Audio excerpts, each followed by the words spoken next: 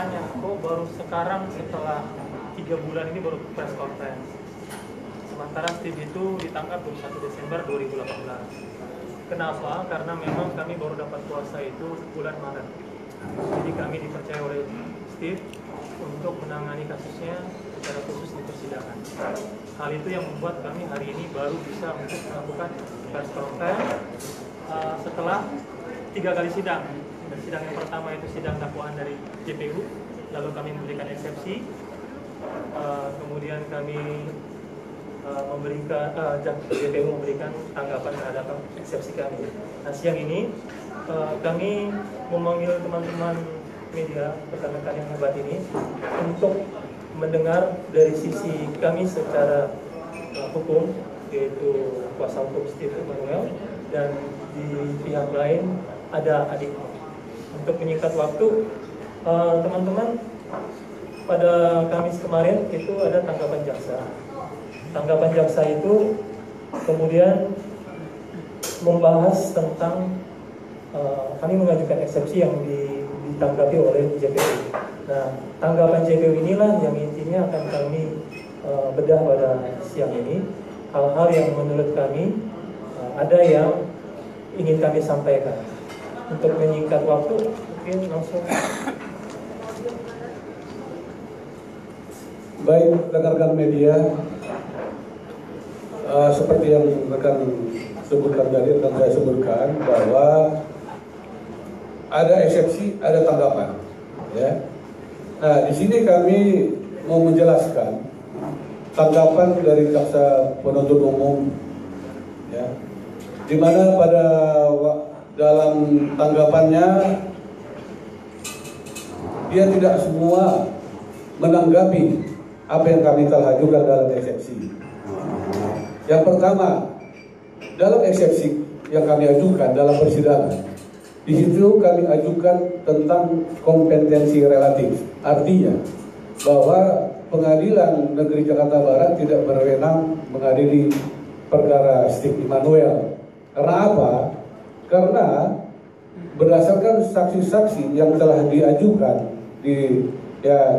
keterangan dari jaksa penuntut umum, itu semua alamatnya alamat yang seperti alamat dinas, jadi bukan berdasarkan KTP.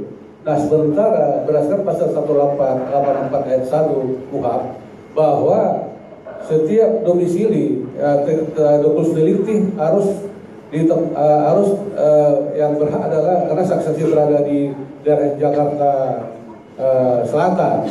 Seharusnya Pengadilan Negeri Jakarta Barat di sini tidak berwenang mengadili perkara Steve Emanuel, karena yang berhak adalah Pengadilan Negeri Jakarta Selatan. Nah, dan berdasarkan dokus delikti juga dalam hal penangkap Steve semua di daerah Jakarta Selatan. Nah, inilah kami perlu sampaikan. Itu yang pertama. Dan yang kedua, bahwa dalam hal ini jaksa penuntut umum tidak jelas dan tidak cermat dalam dakwaannya. Kenapa tidak cermat, tidak teliti? Karena di dalam suatu peristiwa, di dalam hal contohnya dalam hal masalah barang bukti, ya, barang bukti itu tidak sesuai, ya, tidak dalam hal pemusnahan. Karena gini, secara hukum biasanya dalam hal pemusnahan barang bukti itu harus masih di tingkat kepolisian. Itu dalam hal pemusnahan barang bukti.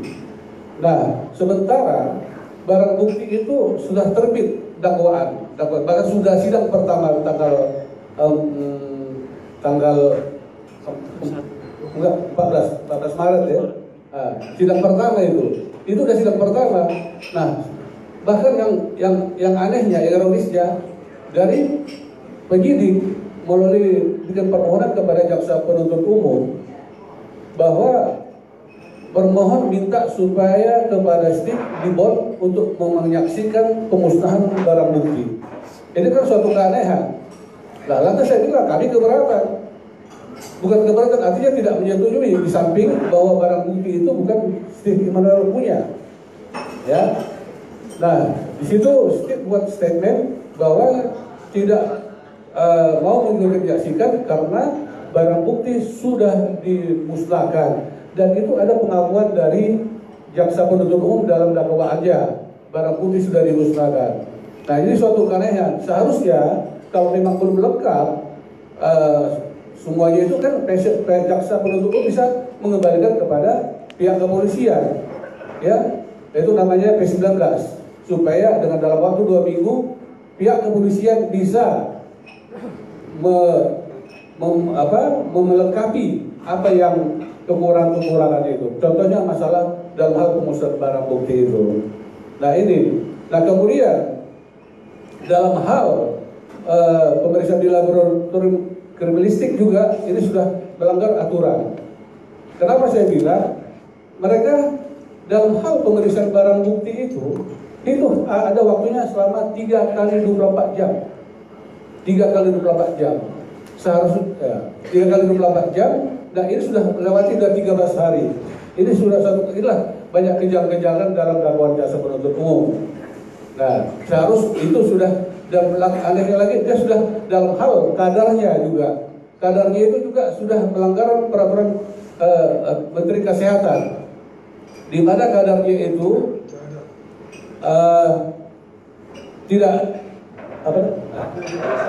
tidak diperiksa dan tidak ada juga berita acara. Nah, ini suatu keanehan bagi kita, sehingga pihak keluarga juga bertanya ya dengan jeritan hati mereka, kenapa kok bisa diperlakukan demikian. Ini kan sebagai penasihat hukum dalam hal ini. Nah, selanjutnya juga dalam hal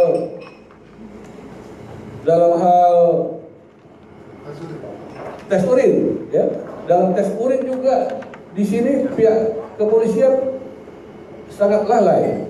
Kenapa saya katakan dengan sangat lalai? Mereka sudah tes urin dan akan ada fotonya, tapi tidak dimasukkan, nggak ada berita acara pemeriksaan. Di sini nggak ada lembaran berita acara. Nah, ini suatu kejanggalan. Ya, sehingga kami bertanya, kok kesannya seperti terburu-buru. Langsung P21 cepat sekali P21-nya. Ini suatu. Nah, Steve sendiri sebenarnya dalam sidang tahunan itu dia mengatakan dia sangat bertanya. Ya kan, udah nggak normal, terburu-buru. Katanya sudah lengkap. Ternyata berdasarkan pemeriksaan kami banyak yang tidak lengkap. Nah, inilah yang kami harus sampaikan. Nah, ini alat tes urinnya, ya, boleh di shoot ya. Ya, ini. Boleh Bang. Bang, ke kanan Bang. Ya.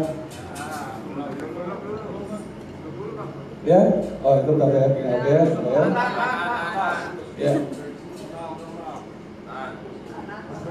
Lagi sini Bang. Tengah. Ya. Nah, oke.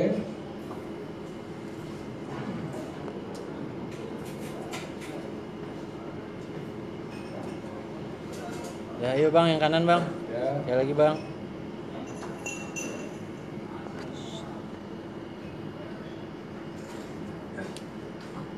Yap.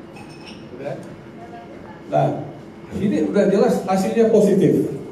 Nah, pertanyaan kami, udah jelas hasilnya positif. Ya. Kenapa Saudara Steve tidak dimasukkan pasal 127? Sehingga dalam hal ini penyidik dalam menerapkan salah menerapkan hukuman. Seharusnya dia masukkan pasal 127. Dan kita juga harus menjunjung presumption of innocence. Azas duga tak bersalah itu harus kita junjung tinggi. Sehingga jangan orang langsung menghakimi bahwa dia segala macam ini, wah dia pemakai, jelas pemakai. Nah, inilah kami mau luruskan bahwa Steve itu pemakai. Dan udah, nah seperti tadi tes urin udah ada fotonya, tapi kok nggak ada berita acara. Nah, inilah yang kami perlu luruskan di sini kepada rekan-rekan media.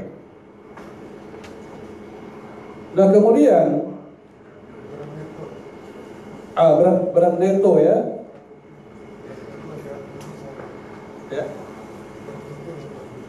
Ya. Nah, kemudian berat neto dan berat bruto sama. Ini kan suatu ada kejanggalan. Di sinilah kami tuangkan semua dalam eksepsi. Nah, sementara dalam hal ini jaksa telah gagal menjawab eksepsi kita yang telah kita ajukan. Jadi kita dalam hal pemusnahan barang bukti, baik itu dalam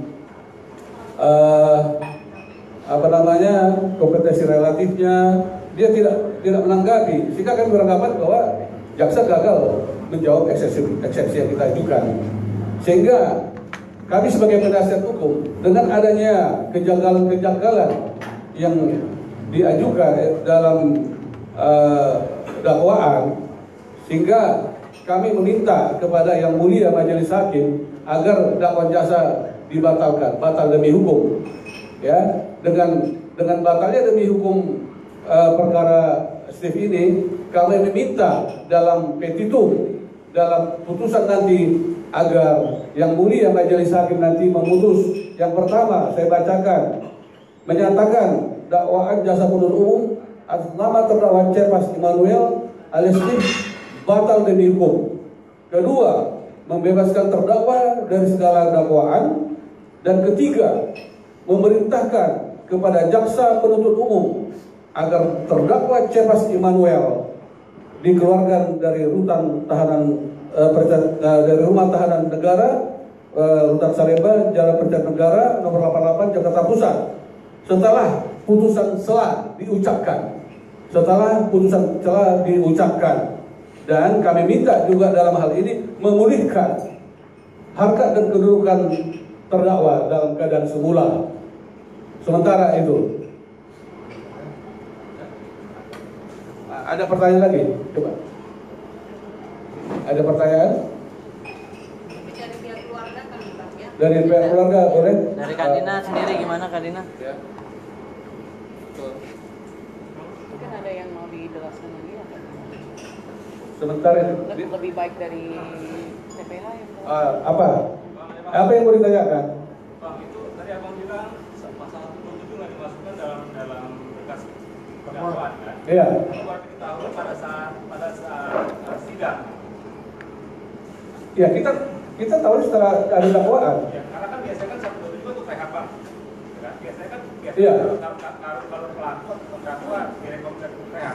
Biasanya ada keputusan kan untuk pihak keluarga. Bang. Kenapa? Biasanya kan 127 lagi dengan berkas sidang. Biasanya ada keputusan bang keluarga. Orang terdakwa atau pelaku akan direhat nanti. Bukan, begini. Ini harusnya pihak kepolisian yang lebih tanggap di sini. Karena mereka pemeriksaan awalnya kan polisi, ya, dalam berita acara pemeriksaan. Dia sudah jelas ada tes urin, ada fotonya. Kenapa nggak dimasukkan pasal 127? Karena jaksa mengikuti apa yang dipasalkan oleh penyidik. Nah ini suatu kejanggalan. Ini kalau nggak ada dan hasilnya positif. Nah ini persoalannya. Udah jelas ada tes urin. Nah berita acara nggak ada. Seharusnya harus dimasukkan pasal 127. Ya kan? Tidak-tidaknya kalau dia memang masukkan pasal 142, 122 itu hak mereka, tapi harus ada dakwaan alternatif, yaitu atau ya kan 127. Kan nanti bagaimana perkembangan dalam pemeriksaan di persidangan? Apakah dia terbukti dengan pasal-pasal yang dituduhkan oleh didakwa oleh jaksa penuntut umum? Nah inilah kita buktikan secara yuridis di dalam persidangan, ya kan? Nah apakah dia benar-benar bahwa 127 atau enggak? Tapi berdasarkan bukti yang ada, dia harus direhab dalam hal ini, harus. Dan ada juga tulis dari Mahkamah Agung, orang yang pemakai yang ini harus direhab, gitu. Ada suatu perkara dihukum dia di tingkat PNPT, tapi di tingkat Mahkamah Agung dia dibebaskan karena dia pemakai, gitu. Ini harus dibebaskan dia harus direhab sesuai dengan pasal 127 ini. Nah gitu. Ada lagi? Tidak dasar hakim membatalkan karena SMA 42 ya Pak. Yang mana? Yang permintaan agar hakim membatalkan dan mendukung terdakwa berdasarkan dari SMA 42. Ya, bukan berdasarkan eksepsi kita, ya, bahwa berdasarkan uraian tidak cermat di sini. Jaksa penuntut umum dalam hal menyusun dakwaannya tidak cermat, tidak teliti, sesuai dengan pasal 143 ayat 2B. Nah, itu jelas dakwaan disusun tidak terjemah, tidak teliti, harus batal demi hukum. Itu dijelas, bukan saya ngomong, undang-undang yang ngomong. Nah itu. Pak, Ya. tadi disebutkan jaksa menyusun dakwaan ini tidak cermat. Ya. Dan salah satu persoalannya adalah PH melihat pemusnahan barang bukti ini sudah awal lebih dulu daripada dakwaan itu dilakukan.